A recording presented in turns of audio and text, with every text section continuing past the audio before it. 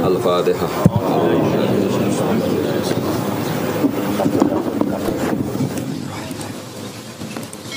Shiratal ladzina an'amta 'alaihim ghairil maghdubi 'alaihim waladdallin. Amin. Korge monggo wae fokus ngaji. Terus semua sarana untuk yang tidak hadir di majelis itu kita pertimbangkan pada level kedua. Yang level pertama tentu yang nopo hadir. Aja kaya wong saiki sing hadir ra tenanan demi yang tidak hadir. Kualik napa. Jadi liubaligh syahid minkumul ghaib, yang hadir itu harus yang serius. Nanti kalau paham kamu serius baru boleh menyampaikan sama yang apa? Ghaib.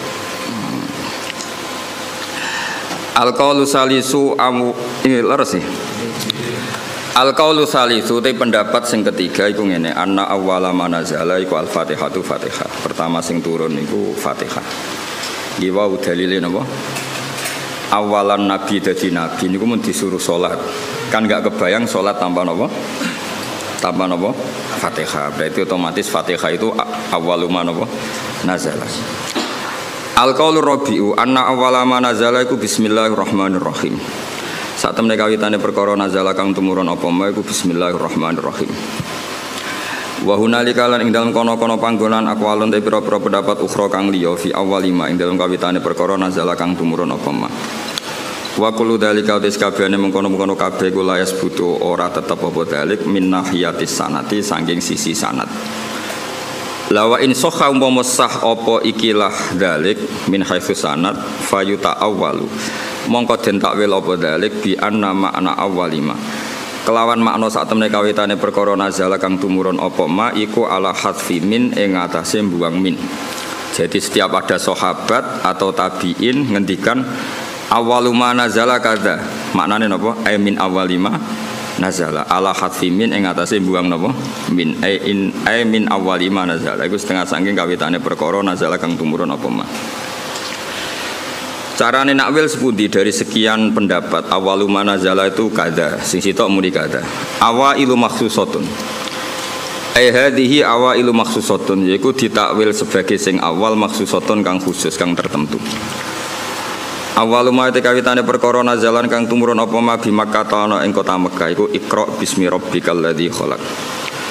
Awaluma te kawitane perkara nazala kang tumurun apa ma bil Madinati ana ing Madinah iku suratul Baqarah iku surat Baqarah. Wakil lan tidhawana apa wailul lil mutaffifin. Pertama turun ning Madinah iku wailul lil mutaffifin. Awwaluma nazala fil qital utawi kawitane perkara nazala kang tumurun apa ma fil qital ing dalem bab perang iku udzina lil ladzina yuqataluna bi annahum zulimu. Awwaluma nazala fi sya'nil khamri utawi iki bab nerangno kawitane perkara nazala kang tumurun apa ma fi sya'nil khamri ing dalem masalah arak. Yas'alunaka 'anil khamri wal maisir iku yas'alunaka 'anil khamri wal maisir. Awalu suratin utai kawitane surat nazalat kang unzilat kang den turana apa surat fiha kang iku tetep ing dalam surat sajdatun utawi sujud sajdah. An-Najmu utawi surat An-Najm utawi iku An-Najmu surat Najm rawahul Bukhari.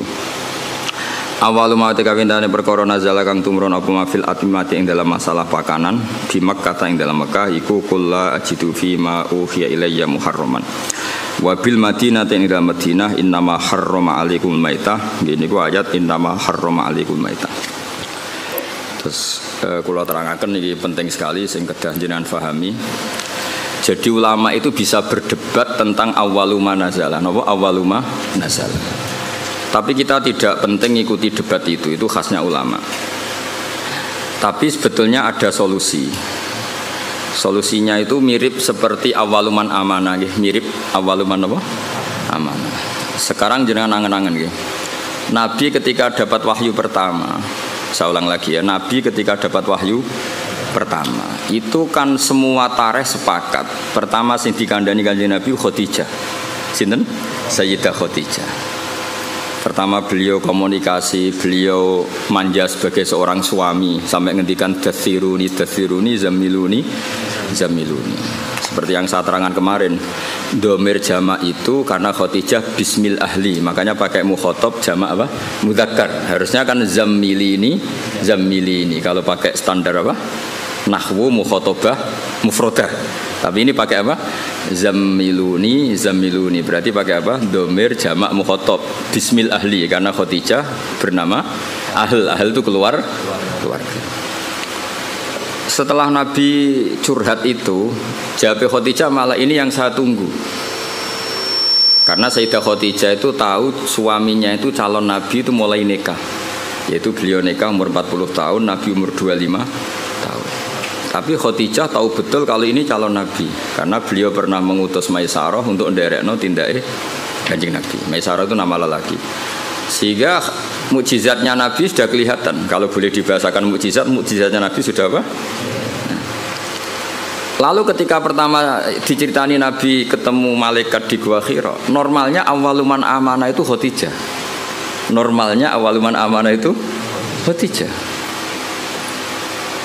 Tapi Sayyidina Ali tidak kalah kerennya karena beliau misanan dan Nabi pernah hidup serumah dengan Sayyidina Ali karena Nabi di rumah Abu Thalib. Abu Bakar juga gak kalah kerennya karena teman dekatnya Kanjeng Nabi, Sohib. Zaid bin Harisah itu juga gak kalah dekatnya karena Zaid ini cah dalemnya Khadijah sing nderekno Kanjeng Nabi. Dari sekian status keren ini kemudian kalau kita berdebat awaluman amanah mutlaqan, orang boleh bilang Khadijah, Abu Bakar, Ali, Zaid bin Harisah. Sehingga di bab berjanji itu pakai jalan tengah. Awaluman amanah minar rijal Abu Bakar, wa minan nisa Khadijah, wa minas sibyan Ali, dan wa minal mawali Zaid. Nah, itu kompromi. Apa? Kompromi. Jadi ilmu ya butuh kompromi. Jadi misalnya ada wong kultus Kang Ali itu kiai damaran. Maksudnya kiai tapi aja darani kiai alternatif kok dukun jenenge.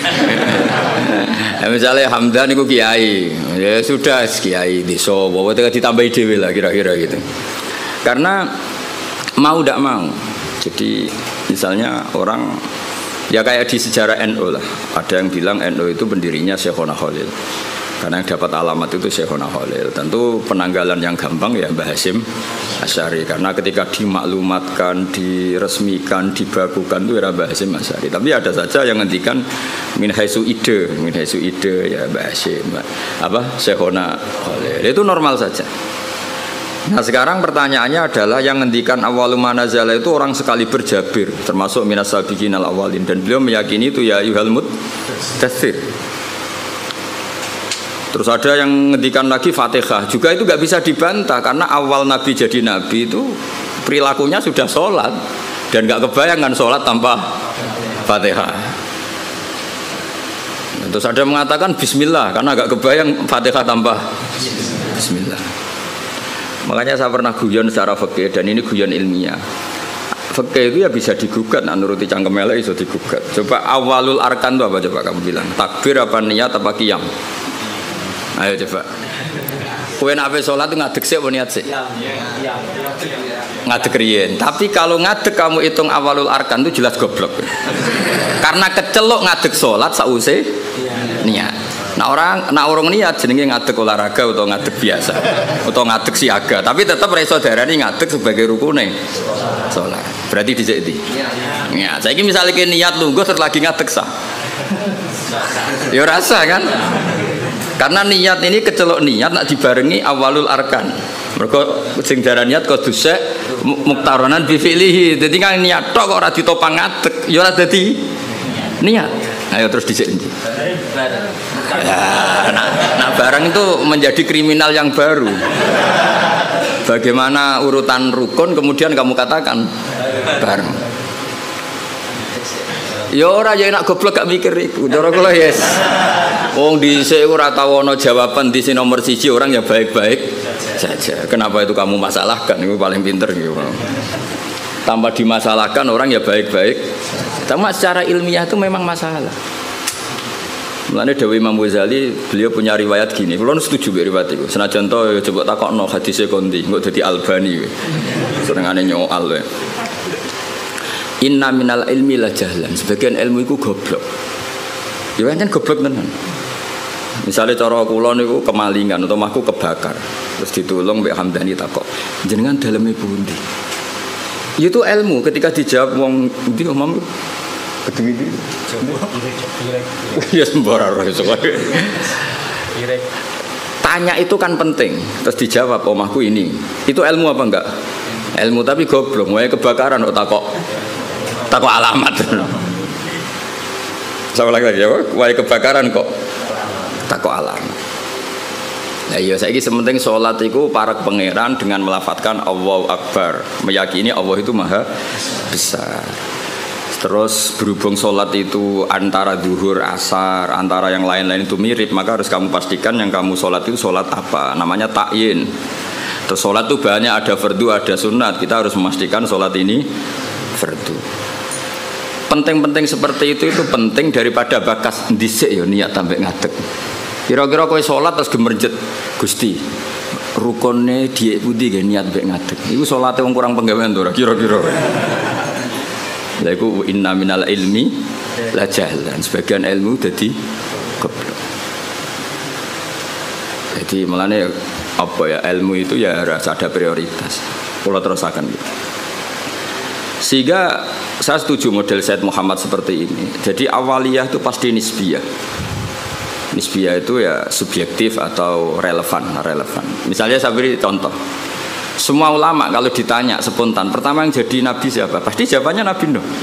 Itu hampir semua ulama, enggak janjian. Asal dia ulama mesti jawabnya Nabi Nuh. Ya mesti orang yang bantah kok mboten Adam. Karena spontannya ulama itu mesti ngikuti Quran. Enggak ada surat Adam, yang ada surat Nuh. Nah kenapa surat Nuh? Karena ini sudah keren. Jadi Rasul sudah memenuhi standar Rasul. Ono umate, ono sing musuhi, ono sing nganut, seru. Ya sekarang kula dadi kiai wis ana sing ngaji, ana sing turu, ana sing ora paham gayane paham, macam ana sing ora paham malah mikir wong liya macam-macam. Iku kan seru. Wis memenuhi kriteria jadi kiai. Nabi Adam ya nabi, tapi terus ditakoki terus nabeni sapa? Wong ning swarga. Ada gugatan yang kita ini menjadi kalah. Terus nabeni sapa? Wong ning swarga. Terus ya Nabi sakwise turun ning bumi lha iya mbek anak-anake, sanggepe bina anake. Sehingga meskipun kita yakin Nabi Adam itu nabi, tapi ulama spontannya pasti bilang no, spontannya. Makanya terus akhirnya ulama tengah-tengah. Awwalu nabiyyin Adam wa awwalu rasulin ba'atsahu wa iku no. Berarti itu jadi kompromi, napa? Kompromi. Paham ya? Jadi akhirnya wow. Misalnya wow kiase wow. Dong nih ya. Nah itu ya kira-kira gitu. Jadi kalau ada polemik awaluman amanah ya tahmilannya proporsinya seperti ini, paham ya? Kalau ada apa polemik awaluman azala ya tahmilannya seperti ini. Sehingga kita ini coba jenengan sekarang ini turunannya Nabi siapa? Sekarang jenengan ini wajah-wajah di depan saya ini turunannya Nabi. Nah denda itu yang Nabi Adam. Yang turunan Muhammad kan habaib itu. Nggak ini saya cerita. Nah itu ya benar, tapi ada salahnya. Kamu bilang Nabi Adam itu ada salahnya. Karena dzurriyyatu Adam inqaradu itu habis. Illa ma kanu min dzurriyyatin Nuh. Sehingga kita di beberapa surat atau di surat Isra tepatnya, itu kita diistilahkan dzurriyyataman hamalna ma'nu. Sehingga kita ini punya dua status, Bani Adam dan Bani Nuh. Kenapa demikian? Dzurriyyatu Adam pernah inqaradu, yaitu ketika kena tufan, itu habis semua. Kecuali orang 80 yang ikut perahunya Nabi Nuh. Sehingga generasi setelah itu disebut Allah dzurriyyataman hamalna ma'nu. Mulane sampean semua ini keren. Karena turunannya Nabi Nuh. Tapi aja nyanyi habaib gak level iku turun. Cuma ini cerita. Nah itu ya sah, kita dikatakan dzurriyyahnya Adam ya sah. Dikatakan dzurriyyatun Nuh ya sah karena dzurriyyatu Adam pernah habis kecuali yang 80 ya jari ini 80 aku ya ora tahu ngecek. Pokoke ini riwayat itu jenenge apa? 80. Kok takokno. Mosok tenan, Gus. Ning manifest piye piro iki? Iku 80 penumpangnya apa sak krune. Wah, malah. Oh, cangkem elek ngono. Ora paham kok takok. Lah ya biasanya pesawat kan dihitung ya, penumpangnya berapa, awak kabin berapa, pilot berapa. Ngono takokno. 80 itu nit apa itu? Ya kacau. Kalau kalau suwon gitu, jenengan enak ngaji sama saya itu punya adat kamu sendiri itu ingin paham. Mikir orang lain itu yang kedua. Ibda binafsik itu aturannya Rasulullah, bukan aturannya Gus Ba. Itu aturan Rasulullah. Ibda binafsik. Sekarang tuh banyak orang yang kalau ngaji itu ribet mikir orang lain. Itu tidak bagus. Bukan karena saya marah, enggak. Itu etikanya Rasul. Ibda binafsik, summa bimanta'ul. Ya prioritas kamu sendiri itu ingin paham. Apalagi kamu yang luar biasa karena yang menghadiri apa? Majelis. Jadi dulu zaman Nabi gitu. Kalau Nabi ngendikan mesti pengumumannya istan sitin nas. Coba Abu Hurairah, kamu minta manusia itu diam supaya memahami apa yang saya ngendikan. Mereka diam, fokus. Setelah selesai Nabi ngendikan liubaligh syahid minkumul ghaib, yang hadir berkewajiban menyampaikan yang tidak hadir. Tapi kalau yang hadir sendiri tidak fokus kemudian tidak paham, itu produknya terus kayak apa? Paham gitu? Jadi ini apa? Supaya clear ya, jadi apa? Nah, saya itu santri kadang kata milenial. Kiai ini ngaji main motor, mikir ini paham tau ora. Diamuk iku muhibbin, ra diamuk ora toto. Cuma ini saya peringatkan ya, karena ini supaya ngikuti Rasulullah Shallallahu Alaihi Wasallam. Jadi Nabi di semua kebaikan Nabi ngendikan apa? Ibda binafsi, diri kamu urus sendiri, baru mikir summa biman ta'ul, orang yang kamu rumat. Supaya itu tadi fokus. Saya andekan dulu ngaji sama Mbah Mun tidak fokus, mungkin ya tidak sealim ini. Saya itu kalau dulu ngaji Mbah Mun ini sekaligus ijazah. Kitab yang mau dibaca Mbah Mun itu tak pelajari dulu. Itu ijazahnya Mbah Mun. Sehingga saya ngaji itu sudah punya bayangan. Misalnya saya baca ya jibu ala kulli mukallafin, misalnya ad-dukhulu kata wa kata, ad-dukhulu fil Islam ini. Sehingga saya tinggal ngecek bacaan saya yang saya putuskan tadi malam dengan yang dibaca Mbah Mun itu mirip enggak? Kalau mirip 50% berarti setengah ngalim kan gitu. Lah nak benernya mau 20% berarti goblok gitu. Nak benernya mau 10% goblok banget gitu. Nak keliru 100% ora pati menuso. Mosok goblok kok nganti gitu itu. Tapi nak bener 90% wis ketok santri kan. Kan wajar tetap kacek 10% mbek guru. Nak persis malah sawangane kok saingan. Jadi ya sesuai. Sehingga saya itu pede. Ketika saya kecelok orang alim itu pede saya karena saya berkali-kali baca kitab yang saya putuskan itu mirip bacaannya Mbah Mun. Sehingga saya baca kitab di mana-mana itu pede. Wong miripku sampai Mbah Mun itu saingi Hamdani ini kan enteng maksud saya itu. Dan ini sekaligus ijazah. Sekarang enggak, orang ngaji itu blank. Halamane wae ora roh. Halamane wae ora roh, bar sudah kok kotak, wae ngaji Gus Pak digo meneh. Terus kok ning majelis takok, halaman piro?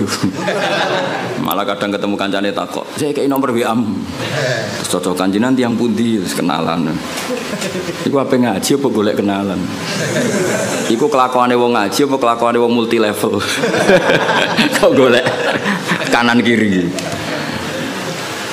Sehingga orang-orang alim dulu memang gitu. Makanya dulu ngaji itu korok tu ala syekh, murid yang baca di depan guru.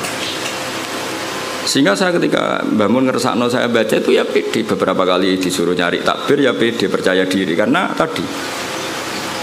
Tapi kalau kamu sendiri itu blank itu kosong. Terus kamu kan tidak tahu bacaan kamu benar apa salah. Tapi kalau kamu sudah ajari mengerti. Oh Mbah Mun baca ya jibu, ternyata kamu baca ya jubu. Ini ya kasus ya. Mbah Mun baca lam tarodaman, kamu baca lam tardiman, kan kacau ya, ini kan gak sambung. Tapi kalau benar semua, kamu kan boleh GR wes ngalim berarti. Bukan gaya, no? Gaya. Jadi jangan sampai kamu ngalami kiai yang seperti cerita-cerita kiai kuno itu. Ada kiai rapati alim ngorek, babun lawang. Semuridnya orang sing tahu ngaji kiai liyo, Mbah kula gadah kiai riyen nak maknani lawang, walang, Mbah. Babun niku apa? Walang. Protes mbek santri niku kula gadah makna niku lawang, Mbah. Lah iya, walang sing ning lawang. Mergo isin napa? Lho kula nate krungu dhewe santri maca faman saraka albedota ing anduk. Mergo tulisane ya hamzah nun dal wawu kaf. Kiyaine guyu. Dadi ora ngamuk tapi guyu. Iya jeng pancen tulisane anduk. Adal wedok ta iku endok. Endok ning makna vegan iku anduk. Sing repot bumi dadi bom. Wal ardalan bom. Bareng didelok bumi. Bumi ya. Kasus ini. Di apa ya? Saya mohon dah. Makanya Quran tuh ngendikan inna fi dzalika ladzikra liman kana lahu qalbun aw alqasam'a wa huwa syahid. Jadi syaratnya ngaji itu alqasam'a. Cara Jawa iku ya menteleng ngrungokno. Wa huwa syahid, dia siaga. Syahid itu bersaksi. Jadi ngaji itu syaratnya dua, ngrungokno tenanan terus wa huwa syahid. Dia pikirannya kosong kecuali untuk urusan ngaji. Ya, jadi ini peringatan semua muhibbin saya supaya ngaji itu punya aturan yang digariskan Allah dan Rasul. Meskipun kita tidak akan pernah sempurna, nggak masalah. Tapi kan lumayan karena ingin memenuhi definisi itu. Jangan dari awal ngaji tarjete sowan. Gua pengen ngaji apa kenalan mbek kiai ini. Ngaji ya ngaji saja, tidak usah. Supaya fair kalau kita ingin. Zaman sahabat juga gitu, tidak semua yang ngaji sowan Rasulullah ya ngaji. Mereka istima, bahkan nggak berani sowan Nabi kecuali ditimbali karena takut ganggu. Masyhur itu la tadkhulu buyutan nabi illa ayyudzana lakum. Karena Nabi sekali masuk rumah itu milik istri, milik keluarga, milik cucu. Sehingga Nabi sekali di dalam itu nggak ada yang berani sowan karena sudah milik keluar. Tapi Nabi kalau sudah keluar ke masjid, ke sufah mereka berani matur karena kalau Nabi keluar ke publik berarti milik publik. Itu dulu sudah ada aturannya. Jadi kalau Nabi sekali masuk dalam nggak ada yang berani sowan. La tadkhulu buyutan nabi illa ayyudzana lakum. Kamu jangan masuk dalamnya Nabi kecuali dapat izin. Karena tidak fair kan Nabi di pondok mulang bareng ning dalam lagi ketemu Said Hasan Husain, ketemu Sayyidah Fatimah terus assalamualaikum. Kadang lagi dahar assalamualaikum, bayangkan. Lah aku ora rasane dadi kiai Kang, dadi aku berak protes. Ngaji 2 jam kesel mulai. Lagi mangan sak puluhan assalamualaikum, coba bayangkan. Lah anak kiai ini salisil baul ora pusing. Lagi bareng jeding. Assalamu. Padahal ngempete pas ngaji wis dimpet. Mlebu dalam lagi bareng jeding. Assalamualaikum. Makanya orang itu harus punya etika lah. Aturan lah, supaya jelas. Bukan apa-apa, karena ini sunnah Rasulullah yang menurut saya sangat rasional. Jadi ngenakno lah. Kiainya kalau ngaji di publik ya fokus. Ketika di dalam ya milik keluarga. Jadi keluarga gak komplain karena punya hak, punya Nabi, ya. Publik ya gak komplain karena ya memberikan waktu untuk publik. Ya taruh saja misalnya saya pas ngaji begini kok bojoku kok pengen blonjo kan orang arah jaluk duit karena ngergani pas ngaji. Kan yo gak fair keluarga sudah membiarkan kita fokus ngaji, sementara kita pas sampai keluarga sampean ganggu, itu kan gak fair. Itu makanya Quran itu luar biasa. Maka terus ayat B, walau annahum sabaru hatta takhruja ilaihim lakana khairal lahum. Orang-orang yang sowan Nabi itu harusnya menunggu ketika Nabi keluar ke masjid. Lakana. Jadi walau annahum sabaru, seharusnya mereka itu sabar sampai Nabi yang keluar kepada mereka. Lakana khairal lahum, karena Nabi ketika keluar ke masjid ternyata Nabi sudah siap milik publik. Paham ya? Tapi kalau Nabi sudah di dalam, artinya Nabi milik istrinya, milik cucunya, milik keluarga. Dong ya, supaya apa ya? Sama-sama enak gitu. Apa? Sama-sama enak dan betapa aturan Islam ini luar biasa. Kalau ini tidak saya terangkan, mungkin sama cara berkiai kok disowani angin. Mungkin aku sing goblok kok malah nyoal. Malah komplain gitu, lucu kan? Jadi ini luar biasa menurut saya, aturan Islam ini luar biasa. Jadi karena saya ngalami lah. Jadi supaya fair, ini bukan saya nuruti nafsu ngomong ini, enggak, sama sekali enggak. Nuruti betapa Islam telah mengatur kita sebaik mungkin. Nabi sekali di masjid itu orang tanya